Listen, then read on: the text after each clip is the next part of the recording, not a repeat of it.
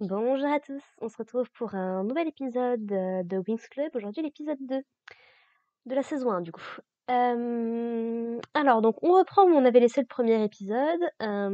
Donc on avait découvert le personnage de Bloom, qui était une terrienne qui visiblement avait des pouvoirs magiques, et qui a sauvé Stella, une autre fée, la fée du soleil et de la lune, et en gros qui lui a appris qu'il y avait tout un monde magique qui l'attendait si jamais elle décidait de sauter le pas. Et du coup, c'est ce qu'elle décide, c'est ce que Bloom décide de faire à la fin du premier épisode. Elle décide de partir à Alphéa, l'école des fées. Et donc ses parents l'accompagnent, et le premier épisode se termine là-dessus. Je me suis rendu compte, après coup, que j'avais complètement oublié de parler de Misty. Alors, c'est pas le personnage le plus important de la série, mais c'est quand même dommage de l'avoir oublié. D'autant que bon, elle reviendra de temps en temps, par-ci par-là, voilà. C'est en gros, Misty, c'est un petit peu du peu qu'on voit dans le premier épisode, c'est un petit peu la fille riche, un peu arrogante, un peu probablement populaire. Voilà, c'est un peu un cliché sur pattes. Elle est assez désagréable vis-à-vis de Bloom. Bloom qui, pour le coup, le prend plutôt pas mal. Elle est agacée par le comportement de Misty, qui lui dit ah bah tiens toi tu vas toujours à la même plage alors que moi je vais dans un endroit particulier machin et tout. Je t'enverrai des photos. Elle a un scooter alors que Bloom doit se contenter de son vélo. Bref, des petits détails comme ça, mais Bloom le prend plutôt bien. Elle lui dit bah écoute, on se reverra l'année prochaine, on se reverra à la rentrée, ce qui du coup ne s'est pas passé, enfin a priori. Et donc du coup, voilà, c'était juste un petit point que je voulais rajouter par rapport à l'épisode 1. Dans l'épisode 2, du coup, très vite, on laisse de côté les parents de Bloom, puisqu'en gros, on découvre qu'il y a une barrière protectrice qui entoure Alphéa, qui empêche les créatures non magiques de pénétrer sur le terrain. Alors, c'est pas précisé si ça concerne les animaux. Parce que c'est un détail qui est assez intriguant. Je ne sais pas si on a un jour une réponse claire dans la série. J'ai souvenir que le cas de Kiko est évoqué à un moment, mais je suis pas sûre qu'on nous donne une vraie réponse parce que les parents de Bloom ne sont pas capables de passer la barrière parce que ce sont des créatures non magiques. Donc, a priori, si elle a de la magie, c'est pas dans la famille. En tout cas, c'est pas comme genre, c'est- comment dire ça? Je peux comparer toute cette série me fait beaucoup penser à Harry Potter en revoyant le truc et tout, que j'élaborerai un peu plus, mais ouais, a priori ses parents sont pas des créatures magiques non plus, mais Kiko par contre lui est capable de passer la barrière. Donc soit la barrière ne concerne pas les animaux, ce qui serait bizarre parce qu'ils précisent bien les créatures magiques, ils disent pas juste les humains magiques ou autres. Donc est-ce que potentiellement Kiko ne serait pas une créature magique sans qu'on le sache? Après tout, on ne sait pas depuis combien de temps Bloom le possède, et on ne sait pas d'où il vient non plus. Je suis pas sûre que ce soit expliqué dans la série à un moment, hein. Je pense que c'est juste un détail. Mais c'est intriguant, ça pose des questions sur l'origine de Kiko, c'est plutôt intéressant. Donc suite à ça, donc Bloom fait ses au revoir à ses parents, c'est tout mignon, elle promet de les appeler, elle promet de les tenir au courant et tout. Il y a la petite musique en fond qui est un petit peu tristounette sur les bords. Ça fait vraiment ce côté, ouais, l'enfant qui va à l'école et qui doit laisser ses parents et tout. Je pense que pas mal d'enfants ont déjà connu cette situation aussi. Donc j'aime bien le fait que Winx Club, pour le peu que j'en ai vu en tout cas, touche pas mal dans des problématiques assez communes pour les enfants, je trouve, puisque la série est destinée à des jeunes filles à la base. Donc c'est plutôt un point en plus. Franchement, c'est plutôt pas mal.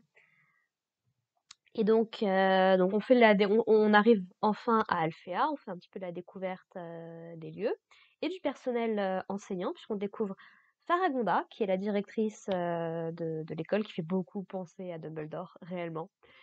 Donc voilà, qui est une personne qui a l'air d'être une fée plutôt âgée, qui est à l'écoute, qui est compréhensive, qui est bienveillante. Un petit peu pas à l'opposé, mais on découvre également Griselda, qui est un petit peu l'intendante des lieux, qui est très règlement, règlement, règlement, et qui d'ailleurs fait des petites remarques à Stella, puisque on découvre que bon bah Stella c'est pas exactement l'élève modèle quoi. C'est peut-être une princesse, c'est peut-être une fille de riche, mais bon ça l'empêche pas de contourner les règles s'il faut, ça l'empêche pas de faire des bêtises. Voilà. C'est... J'aime bien le personnage de Stella. Elle a ce... Ouais, là où Bloom serait beaucoup plus on suit les règles pour pas avoir de problème et tout, Stella c'est plus tu sais cette règle-là c'est pas grave si on la transgresse, personne ne dira rien. Puisque du coup, comment ça se fait que Bloom a pu entrer dans Alphéa alors qu'a priori elle est pas inscrite? On pourrait se dire bon bah ils vont aller voir la directrice, ils vont aller lui expliquer la situation et peut-être qu'on pourra arranger quelque chose. Non non, Stella devait donner une lettre de la princesse Varanda de Callisto, qui à la base devait venir étudier à Alphéa mais qui a décidé de ne pas venir pour des raisons qui ne sont pas expliquées. Je crois que le personnage de Varanda de Callisto est un personnage complètement oublié de l'histoire suite à cet épisode-là. Je crois pas qu'on en reparle un jour. Je crois qu'il y a 8 saisons maintenant de Winx Club. Je crois qu'on en reparle jamais. Mais voilà, et donc du coup, bah, Stella a la brillante idée de faire passer Bloom pour Varanda. Voilà, sauf que bah, assumer une identité nouvelle comme ça au pied levé, c'est pas évident, quoi. Et donc Griselda fait pas mal de remarques à Stella, notamment sur le fait que bah, la magie, ils sont censés l'utiliser que en salle de classe, supervisée par leur prof. On sait pas trop ce que Stella elle a fait exactement, mais le laboratoire de potions est inutilisable pour l'instant, donc bon, pourquoi pas. Donc ça tend à supposer que Stella a quand même pas mal de pouvoir, donc voilà, et on en apprendra peut-être un petit peu plus là-dessus. Est-ce qu'elle fait d'autres remarques là-dessus? Je ne crois pas, non. On a vite fait un petit point de vue sur 3 autres enseignants. Il y a le professeur Whizgiz, je crois, dont on évoque le nom, qui a l'air d'être une espèce de petite créature qui peut se transformer à volonté en d'autres créatures. Donc voilà. Et on a 2 autres professeurs, dont une fée, une personne un peu plus âgée qui dit que ça fait des siècles et des siècles qu'elle a plus été une jeune fée. Donc supposément les fées vivent plutôt longtemps dans l'univers de Winx Club. Donc on verra si c'est quelque chose qui est développé un peu plus tard ou pas. Et donc suite à ça, donc on leur dit voilà, vous allez rester à le faire pendant 5 ans, c'est un petit peu comme votre deuxième maison. N'hésitez pas à aller explorer un petit peu les environnements. Nous on se retrouve demain pour les cours, ça commence à 8h, blablabla. Donc ça fait très très Harry Potter quand tu as le... C'est pas impossible qu'ils en tirent des inspirations d'ailleurs, puisque le premier bouquin... Ah, j'ai envie de dire 97, mais je sais plus du tout quand sont sortis les premiers livres. Je sais que le premier film date de 2001, mais au niveau des bouquins, je sais plus. Mais ouais, on sent... De toute façon, ce serait difficile de ne pas comparer à Harry Potter aujourd'hui. De ce que j'ai cru comprendre, il y a d'autres œuvres qui ont un petit peu ce même principe, d'école magique, de machin et tout. Mais avec le succès qu'a eu Harry Potter, c'est difficile de passer à côté, je trouve. Donc, si je compare beaucoup à Harry Potter, je m'en excuse, mais voilà, c'est c'est le meilleur point de comparaison que j'ai actuellement. Et donc, du coup, on découvre, oui, Bloom et Stella se retrouvent dans ce que s'appelle un appartement, mais c'est plus, ouais, un dortoir en fait, quoi. Moi, j'aurais plutôt utilisé un dortoir. Et elles sont avec 3 autres filles. Donc Stella a sa chambre pour elle toute seule, privilège de princesse, j'imagine. Tandis que Bloom partage sa chambre avec une jeune femme qui s'appelle Flora, qui a l'air d'être très liée à la nature, aux plantes, puisqu'elle explique qu'elle a créé une plante qui parle. Ok. Et de leur côté, on a Tekna et Musa qui partagent une chambre de leur côté. Alors on a au final des noms très classiques. C'est-à-dire qu'on a Flora qui est avec les plantes, on a Tekna qu'on apprendra à être au niveau de la technologie, on a Musa qui est très lié à la musique, et si on regarde le prénom Stella, Stella en anglais, non pas en anglais, en latin, je crois, si je me trompe pas. Stella, ça veut dire étoile, c'est la fée de la lune et du soleil, il y a une certaine continuité. Il y a que Bloom, bon, qui a pas l'air d'avoir de signification particulière avec son nom, mais peut-être qu'on la découvrira plus tard, sait-on jamais. Donc voilà, donc on découvre un petit peu les filles, et puis elles décident, bon bah d'aller manger un morceau en ville, parce que voilà, parce qu'elles ont le temps libre, donc autant en profiter un petit peu. Elles disent, bah oui, c'est bien, ça nous permettra d'apprendre à nous connaître, tout ça, ça va être sympa. Et donc elles vont à Magix pour manger un bout. Et c'est là qu'il y a une scène qui, je trouve, est mal placée dans l'histoire, puisque donc c'est dans cet épisode que les filles vont découvrir que Bloom n'est pas Varanda de Callisto, mais et Bloom, la terrienne lambda. Et en fait, du coup, on a cette scène où elles font découvrir l'endroit à Bloom, qui du coup est très déçue parce elle est tout dans ces trucs de fantasy, donc elle s'imaginait des dragons, des trolls, des machins, des baguettes magiques. Du coup, en fait, c'est juste une ville assez lambda, c'est juste que bah il y a un petit peu de magie, genre il y a des voitures qui flottent, on peut se créer une place de parking tout seul grâce à la magie. Moi, je veux bien vivre dans ce monde, hein, personnellement, il y a pas mal de trucs plutôt sympathiques. Et ouais, je trouve que c'est une scène qui est plutôt mal placée parce que du coup, bah, comme elles savent pas encore que Bloom ne connaît pas du tout la magie et ce genre de choses, bah, tu te dis bah, pourquoi est-ce qu'elle lui montre du coup, puisqu'on nous dit que Varanda de Callisto c'est censé être le quatrième univers, je crois, le royaume suprême, quelque chose dans ce genre-là. Pareil, je crois que ce sera jamais plus développé, pas en tout cas dans ce que je me souviens. Donc tu t'attends à ce que bon bah elles connaissent un minimum la magie, un petit peu comment ça marche et tout, et non donc c'est dommage. Je pense que c'est une scène qui aurait eu plus sa place dans l'épisode 3 par exemple, ou dans un épisode futur, si elle devait retourner à Magix par exemple. Euh, Voilà, mais sinon, donc, elle mange un petit morceau. Il y a Bloom qui explique qu'elle ne peut pas appeler ses parents, son téléphone ne marche pas. Et Tekna, qui elle, du coup, est technologie, lui dit bah attends, je vais regarder. Et elle se moque un petit peu de Bloom parce que bah elle a un portable assez basique, en fait, qui est peut-être le meilleur de son époque, mais pour l'univers magique dans lequel elle est, c'est ringard et ça, c'est pas utile, quoi. Et du coup, Tekna, ce que j'aime bien, c'est que Tekna se reprend et elle s'excuse. Donc j'aime bien la petite dynamique, tu sens vraiment qu'elles sont pas dans la moquerie gratuite, quoi. C'était plus, voilà, pour la taquiner un petit peu, c'était pas pour être méchant. J'aime beaucoup la dynamique qui commence à se créer, alors que pourtant, elles viennent à peine de se rencontrer, mais voilà, elles ont des bonnes interactions, elles discutent, elles écoutent ce que les unes et les autres elles disent, donc ouais, j'ai pas de mal à croire, si tu veux, qu'elles puissent devenir amies, contrairement à la série Netflix. Encore une fois, où vraiment c'était toutes des pestes, enfin c'était un truc, quelle horreur. Donc voilà, donc de son côté, Bloom décide d'aller utiliser une cabine téléphonique publique en fait pour appeler ses parents. Elle dit oui, tout va bien, machin, machin. Et en fait, c'est là qu'elle remarque le troll de l'épisode 1, celui qui était venu chez elle pour un petit peu tout casser. Note. Et en fait, lui, il a repéré Stella. On lui a dit que c'était des filles d'Alphéa qui allaient commencer leur nouvelle année. Et donc, il a commencé à les suivre. Bloom, elle a remarqué ça très vite. Elle est certaine que c'est le même gars. Elle a raison. Et du coup, elle décide de le suivre.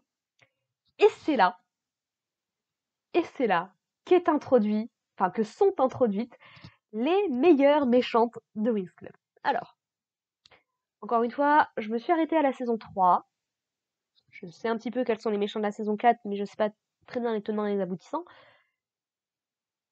Je pense, honnêtement, que le trio de sorcières, les Trix, donc Icy, Darcy et Stormy, je trouve personnellement que ce sont les meilleures méchantes de Winx Club. C'est les premières. Un petit peu à la Wakfu quelque part, avec Nox qui restera toujours le meilleur méchant de Wakfu. Et donc voilà, c'est un trio de sorcières, donc ce sont elles en fait qui demandent à Nut de s'occuper de Stella. On ne sait pas pourquoi, on sait juste qu'elles veulent récupérer le sceptre de Stella.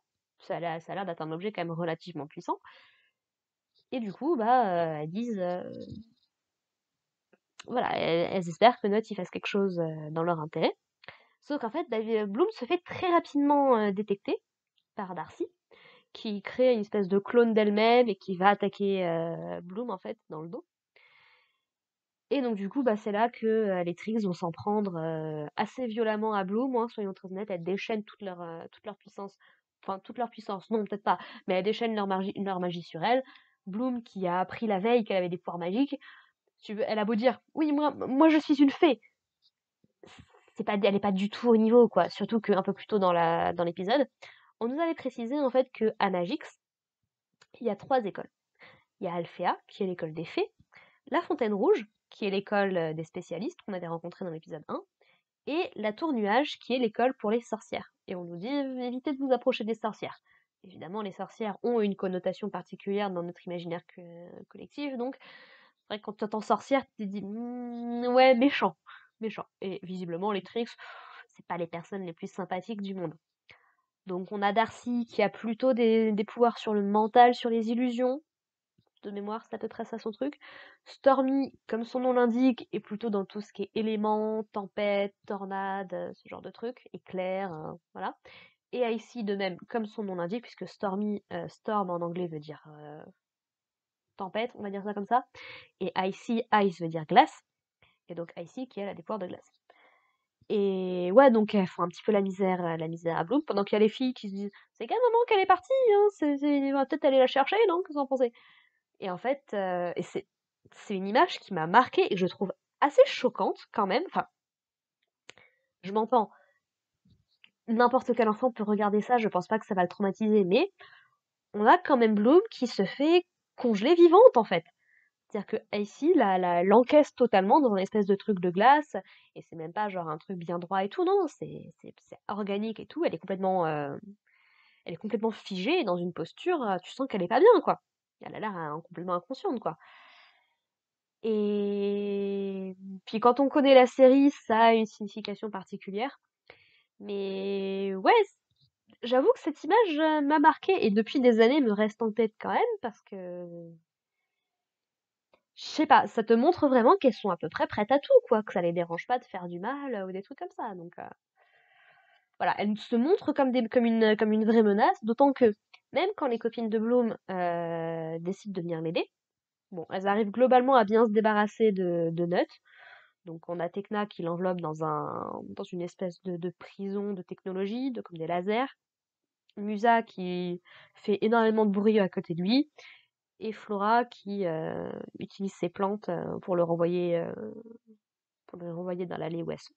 J'aime beaucoup d'ailleurs la désinvolture et l'indifférence des Trix.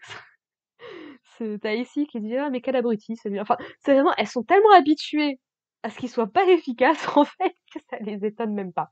Et elles décident du coup d'aller au combat elles vraiment. On a d'ailleurs petite transformation pour toutes les filles, Bloom mise à part. Je sais pas si ça aura une grosse importance le premier moment où Bloom va se transformer. Je pense que oui, du coup, puisqu'on est au deuxième épisode et ça a toujours pas eu lieu. Mais oui, on a transformation pour Musa, on a transformation pour Tekna et pour Flora, avec cette fois la musique mythique des transformations de Winx, donc ça fait toujours plaisir. Et en gros, comment dire, elles se font quand même bien rétamer aussi, quoi. Pour le coup, voilà. Les Trix se posent vraiment comme des ennemis difficiles. Ce que j'aime bien, c'est du coup, on montre que Bloom, mis à part, les autres filles savent quand même se battre. C'est oui, elles vont à l'école d'Alphéa pour apprendre la magie, mais elles savent déjà les trucs. Et elles n'hésitent pas à se battre et tout. Donc franchement, j'aime bien. J'aime bien comment est-ce que la série montre nos personnages. C'est plutôt cool. Et du coup, bah, Stella, dans un ultime moment, on va dire, elle récupère son sceptre, et en fait, elle les téléporte toutes ailleurs. Et Icy qui, du coup, balance une attaque dans le vide. Parce que vu comment le montage est foutu, en fait, et vu qu'elles sont c'est totalement visible, t'as vraiment l'impression, en fait, que elle a balancé son attaque de frustration quand elles ont disparu, mais sans se rendre compte qu'elles étaient pas là, donc elle est étonnée qu'elles soient parties, quoi. Enfin, ça donne un côté comique à la scène, involontaire, je trouve. Et donc du coup, Stella en profite pour réchauffer Bloom, qui a super froid, quoi, et qui lâche sans le faire exprès son vrai nom. Et donc on comprend qu'elle va expliquer aux filles que bah j'ai peut-être dit un ou deux petits mensonges, oui peut-être. Les filles ensuite rentrent à Alphéa où elles se font surprendre par Faragonda et par Griselda. Et en fait on comprend qu'elles ont compris que Bloom pareil n'est pas vraiment Varanda de Callisto. Alors comment, pourquoi, ça on n'en saura pas. Je pense que, parce qu'on a eu une petite scène avant où on voit Griselda qui les surveille, je pense que Griselda elle sait très bien que Stella elle est capable de faire des conneries et qu'elle a découvert ça d'une manière ou d'une autre. C'est Voilà, c'est dommage qu'on nous explique pas comment est-ce qu'elles s'en sont rendues compte, mais ça passe. Tu te dis, ok, c'est des adultes, machin et tout. Ok, elles ont compris la supercherie, quoi. Et donc elle demande des explications à Bloom, forcément, qui estime, bah voilà, je suis une terrienne, j'ai toujours voulu être une fée, s'il vous plaît, ne me renvoyez pas. C'est là en plus qui n'hésite pas à venir pour dire non, non, mais tout ça c'était mon idée, mais Bloom qui lui dit écoute, je vais me débrouiller, t'inquiète pas. Et donc voilà, Griselda, elle a du mal. mais Faragonda qui lui dit: «Écoutez, je comprends bien que vous avez un désir sincère, voilà, et que de toute façon vous êtes forcément une créature, c'est forcément une créature magique, Bloom, parce que la barrière elle a laissé passer, donc elle a eu un petit mensonge, c'était pas forcément trop grave ni fait avec de mauvaises intentions à la base, donc c'est pas grave, on laisse passer, on se voit en cours demain matin, quoi.» Et c'est là que Faragonda lâche une phrase qui est assez intéressante. C'est qu'en gros, avec Griselda, elles expliquent que, a priori, tout le monde pensait que des fées sur la Terre, ça faisait des siècles qu'on n'en avait plus. On sait que les parents de Bloom ne sont pas des créatures magiques eux-mêmes. Donc, voilà, même si l'accent est très mis sur Stella pour le moment, qui du coup est la princesse du soleil et de la lune, qui a son sceptre, machin, machin, bah, on commence à poser un petit mystère sur Bloom.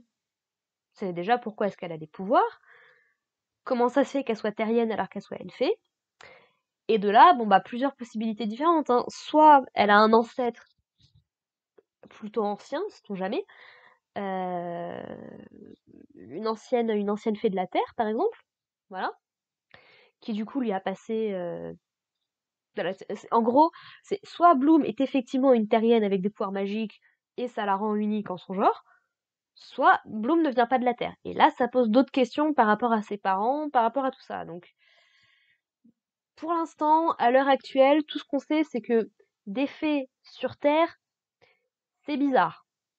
Mais est-ce que ça veut forcément dire que Bloom, parce que elle dit, ouais, du coup, qui est Bloom, quoi.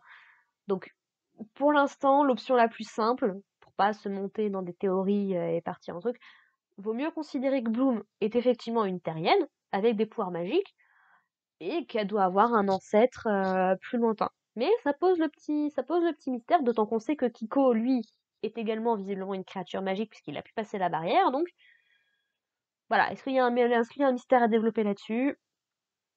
De mémoire sur Kiko, on n'a jamais de réponse. Peut-être que sur Bloom, vu qu'il pose la question, c'est qu'à mon avis, sur Bloom, on va en reparler. Wink wink, si vous savez, vous savez. Donc voilà. Pour conclure, bah, c'était un petit épisode qui était plutôt sympathique, ma foi. C'est toujours à fond sur les musiques, sur le générique de fin aussi, d'ailleurs, que j'ai pas précisé la dernière fois, qui est très bon aussi, qui pareil, me ravive des souvenirs. Ah, c'était bien. C'était bien. Mon enfance me manque, soyons très honnêtes. Les années 2000 me manquent. Mais ouais, donc un bon petit épisode qui du coup introduit des nouveaux personnages, qui introduit beaucoup de nouveaux personnages, mais suffisamment distincts, suffisamment, j'ai pas envie de dire stéréotypés, mais avec des rôles suffisamment définis pour qu'on les retienne assez bien. Tu as les méchantes avec les Trix, tu as les gentils avec Faragonda, qui est notre Dumbledore à nous, et tu as le groupe d'amis avec des noms suffisamment simples et impactants pour que tu comprennes, tu te souviennes bien d'elle. Du coup, voilà. Juste petit bémol du coup sur la scène où Bloom découvre Magix alors qu'elles savent pas encore qu'elle a aucun lien avec la magie. Ça pour le coup je trouve que c'est dommage de l'avoir foutu là, ça n'a pas l'impact que ça aurait pu avoir. Et voilà. C'était un bon petit épisode et je passe toujours un excellent moment devant. Donc ouais, il est pas impossible que je m'enchaîne la saison en quelques jours. J'ai des trucs à faire de mon côté quand même si c'est les vacances, mais il est pas impossible vu qu'en ce moment en plus je suis en train de ne plus rien trouver à regarder sur YouTube. J'ai passé trop de temps sur YouTube.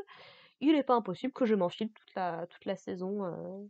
Au moins, ce sera productif, comme ça. Je produirai du contenu pour la chaîne, ce sera productif. Faut se dire ça. Faut toujours se dire, toujours trouver. Petit conseil, qui est pas facile à mettre en application, mais je vous assure que ça fait du bien au moral. Même si vous avez l'impression d'avoir rien accompli dans votre journée, essayez de vous focaliser sur les petits trucs positifs. On a le droit d'avoir des mauvaises journées. Concentrez-vous sur des petits trucs positifs que vous trouvez, que vous estimez que vous avez fait. On s'en fout de ce que les autres pensent. Si vous, ça vous a fait du bien, alors c'est du positif. Voilà. Sur cette petite leçon de morale, écoutez, je vais vous laisser. On se retrouve la prochaine fois pour l'épisode 3. Et puis, bah, en espérant que vous prenez du plaisir à redécouvrir ou à découvrir Winx Club avec moi.